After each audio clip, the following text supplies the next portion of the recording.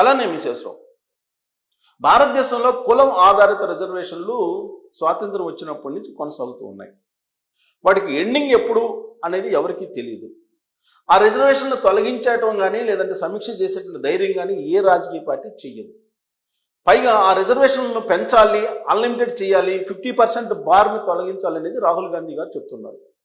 Congress party అధికారంలోకి వస్తే 50% slab ఏదైతే ఉందో రిజర్వేషన్ అది లిఫ్ట్ చేస్తాను, కులాల ప్రాతిపదికన రేషియోలో రిజర్వేషన్లు ఇస్తానని చెప్పి ఆయన చెప్తున్నారు.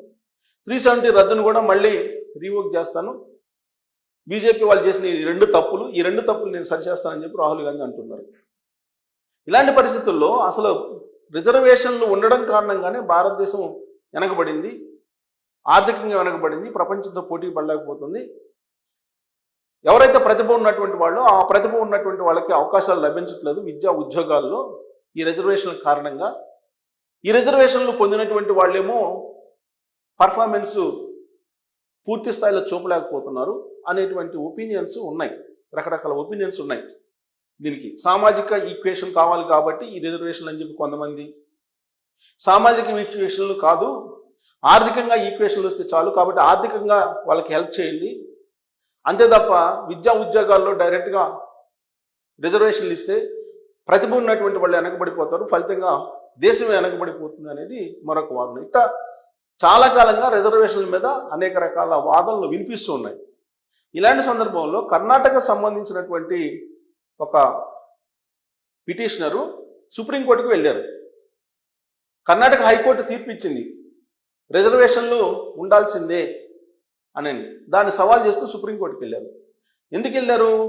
కర్ణాటకలో ఉండేటువంటి ఒక ఐఏఎస్, అలాగే భార్య ఐఏఎస్, భర్త ఐఏఎస్, ఇద్దరు ఐఏఎస్, భార్యాభర్తలు ఇద్దరు ఐఏఎస్ అయినప్పటికీ వాళ్ళ పిల్లలకు కూడా రిజర్వేషన్ ఇచ్చారు. దీని మీద సవాల్ చేస్తూ కర్ణాటకలో పిటిషన్ వేశారు. ఆ పిటిషన్ను పరిశీలించినటువంటి హైకోర్టు రిజర్వేషన్లు రాజ్యాంగబద్ధంగా కల్పించారు కాబట్టి అది సబబే అని చెప్పి ఇచ్చింది. దాన్ని సవాల్ చేస్తూ సుప్రీంకోర్టుకు వెళ్ళాడు అతను.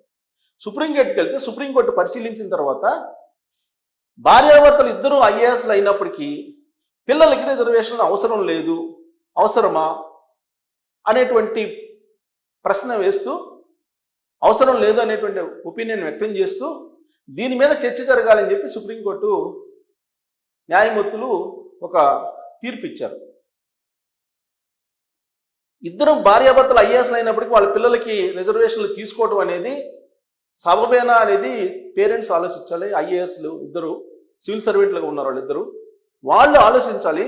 వాళ్ళు ఆలోచించి వాళ్ళే స్వచ్ఛందంగా రిజర్వేషన్లు వదులుకోవడానికి ముందుకు రావాలి, కానీ రావట్లేదు. ఇలాంటి వాళ్ళు భారతదేశంలో చాలామంది ఉన్నారు. కాబట్టి ఒకసారి ప్రభుత్వ ఉద్యోగాలు పొందినటువంటి వాళ్ళు, భార్య కానీ భర్త కానీ ఉద్యోగాలు పొందితే వాళ్ళ పిల్లలకి రిజర్వేషన్లు అవసరం లేదు, అవసరం లేకపోయినప్పటికీ రిజర్వేషన్లు పొందుతున్నారు, మళ్ళీ వాళ్లే పొందుతున్నారు అనేటువంటి అభిప్రాయాన్ని సుప్రీంకోర్టు వ్యక్తం చేసింది. ఇది కరెక్టేనా అనేటువంటి చర్చని ప్రజాక్షేత్రంలోకి వదిలింది. దీని మీద ఇప్పుడు చర్చ జరుగుతుంది విస్తృతంగా. ఎందుకు చర్చ జరుగుతుంది? చాలా కాలం నుంచి కూడా బీజేపీ మళ్ళా అధికారంలోకి వస్తే రిజర్వేషన్లు సమీక్షిస్తుంది, రిజర్వేషన్ని రద్దు చేస్తుంది, ఇలాంటి ప్రచారం ఎన్నికల ముందు చేశారు.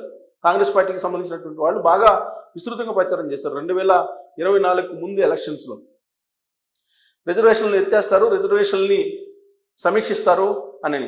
అదే కాంగ్రెస్ పార్టీకి ఓటేస్తే కనుక 50% స్లాబ్ ఉంది, దాన్ని తీసేస్తాము, అన్లిమిటెడ్గా రిజర్వేషన్లు ఇచ్చేస్తామని చెప్పి రాహుల్ గాంధీ గారు చెప్పారు. చివరికి 2024 ఎలక్షన్లో మూడోసారి ప్రధానమంత్రి అయ్యారు నరేంద్ర మోడీ గారు. కానీ కాంగ్రెస్ పార్టీ వాళ్ళు ఏదైతే ప్రచారం చేశారో రిజర్వేషన్లు సమీక్ష చేస్తారు బీజేపీ అధికారంలోకి వస్తే అని, దాని జోలికి వెళ్ళలేదు బీజేపీ. ఎందుకనంటే రిజర్వేషన్ల జోలికి వెళ్తే అది తేనె జుట్టు లాంటిది, రాజకీయంగా చాలా నష్టపోవాల్సి వస్తుంది అనేది రాజకీయ పార్టీలకు తెలుసు. ఇప్పుడు ఉండేటువంటి సాంప్రదాయ రాజకీయ పార్టీలు ఓట్ బ్యాంక్ రాజకీయాలే చేస్తున్నాయి. సామాజిక అభివృద్ధి, సామాజిక భద్రత, దేశ భద్రత, లేదంటే దేశానికి సంబంధించిన అభివృద్ధి, ఈ కోణంలో నుంచి సెకండరీగా ఆలోచిస్తున్నారు. ఫస్ట్ ఏంటి? అధికారంలో రావాలి, ఓట్ బ్యాంక్ రాజకీయాలు చేయాలి. సో ఓట్ బ్యాంక్ రాజకీయాలు రావాలంటే రిజర్వేషన్లు పెంచాలి, రిజర్వేషన్లు తగ్గిస్తే ఓట్ బ్యాంకు పోతుంది. ఈ యాంగిల్లోనే రాజకీయ పార్టీలు ఆలోచిస్తూ ఉన్నాయి. ఆ కారణం చేతనే ఇప్పుడు సుప్రీంకోర్టుకి వెళ్లాల్సి వస్తుంది ఈ కేసు. వాస్తవంగా ఎస్సీ రిజర్వేషన్ మీద క్రిమినల్ లేయర్ని తీసుకొచ్చారు. ఎందుకు? మందాకృష్ణ మాదిగ గారు సుదీర్ఘమైనటువంటి పోరాటం, 30 సంవత్సరాలు పోరాటం చేశారు. ఎస్సీ రిజర్వేషన్లో ఎస్సీ మాదిగలకు న్యాయం చేయట్లేదు, దాంట్లో క్రిమినల్ లేయర్ కావాలి అని చెప్పి, దాంట్లో న్యాయబద్ధత ఉంది అని చెప్పి కేంద్ర ప్రభుత్వం భావించి, సుప్రీంకోర్టు కూడా భావించి క్రిమినల్ లేయర్ని అమలు చేయండి అని చెప్పి ఆయా రాష్ట్ర ప్రభుత్వాలకి అధికారాలు ఇచ్చింది కేంద్ర ప్రభుత్వం. ఇప్పుడు రాష్ట్ర ప్రభుత్వాలు విద్యా ఉద్యోగాల్లో ఎస్సీ రిజర్వేషన్ మీద క్రిమినల్ లేయర్ని అనుసరిస్తున్నారు. అంటే ఇప్పుడు అసలు జనరల్గా ప్రభుత్వ ఉద్యోగులు ఉంటే, ఒకసారి ప్రభుత్వ ఉద్యోగం వస్తే ఆర్థికంగా స్థిరపడిపోతారు, సామాజికంగా కూడా హోదా వస్తుంది. ఆర్థికంగా ఎలా స్థిరపడిపోతారని మీరు చెప్తారని చెప్పి అనుకోవచ్చు మీరు. 80% ప్రభుత్వ ఉద్యోగులు ఎలా ఉన్నారో మనందరికీ తెలుసు. నిన్నగాక మొన్న జలమండలికి సంబంధించినటువంటి జిఎం మీద ఏసీబీ రైడ్ చేస్తే 100 కోట్లు బయటపడ్డాయి.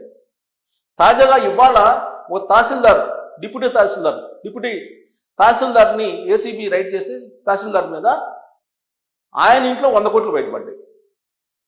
అంటే ఒకసారి ప్రభుత్వ ఉద్యోగం పొందితే ఎలా ఉంటుంది వాళ్ళ యొక్క ఆర్థిక పరిస్థితి, వాళ్ళ యొక్క సామాజిక పరిస్థితి అనేది, ఇలాంటి ఇన్సిడెంట్స్ చాలు.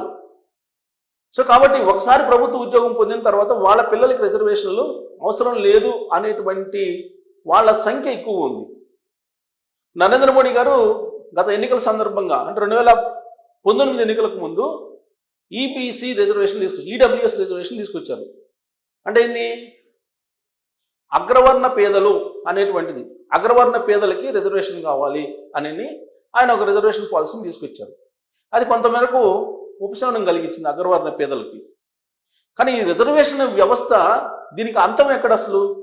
దీనికి అసలు రాజ్యాంగంలో అంబేద్కర్ గారు కొన్ని సంవత్సరాలు చెప్పారు. ఆయన చెప్పినటువంటి సంవత్సరాలు కూడా ముగిసిపోయినాయి. 50 సంవత్సరాలు చెప్పారు, 50 సంవత్సరాలు ముగిసిపోయింది. ఇంకా కొనసాగించినప్పుడు ఇంకా పెంచుతున్నారు రిజర్వేషన్లు. మరి ఇలాంటి సమయంలో సుప్రీంకోర్టు ఎంటర్ అయ్యి, ప్రభుత్వ ఉద్యోగులు ఒకసారి రిజర్వేషన్ పొందితే వాళ్ళ పిల్లలకి రిజర్వేషన్ అవసరమా అంటే చాలామంది అవసరం లేదంటారు. కారణం ఏంటంటే, ఒకసారి ప్రభుత్వ ఉద్యోగం పొందినటువంటి వాళ్ళ పిల్లలు మళ్ళీ వాళ్ళు రిజర్వేషన్ పొందితే మళ్ళీ వాళ్ళే పొందుతారు. వాళ్ళే రిజర్వేషన్ ఫలాలను అందుకున్నటువంటి వాళ్ళే అందుకుంటూ ఉంటారు. అదే సామాజిక వర్గానికి నష్టం జరుగుతుంది. కారణం ఏంటంటే, ఒకసారి ప్రభుత్వ ఉద్యోగం అంటే సామాజికంగా, ఆర్థికంగా వాళ్ళు డెవలప్ అవుతారు. సో వాళ్ళు ఆ సామాజిక వర్గంలో వాళ్ళే డెవలప్ అవుతారు.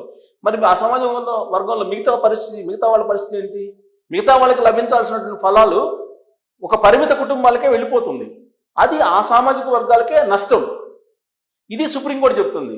సో కాబట్టి ఈ రిజర్వేషన్లని సమీక్షించాల్సినటువంటి అవసరం ఉందా లేదా? ప్రతి చోట క్రిమినల్ లేయర్ పెట్టాల్సిన అవసరం ఉందా లేదా? ఆర్థిక ప్రాతిపదికన రిజర్వేషన్లు అవసరమా? ఒకసారి ప్రభుత్వ ఉద్యోగం పొందినటువంటి వాళ్ళ పిల్లలకి మళ్ళీ రిజర్వేషన్లు తీసుకోవాల్సిన అవసరం ఉందా?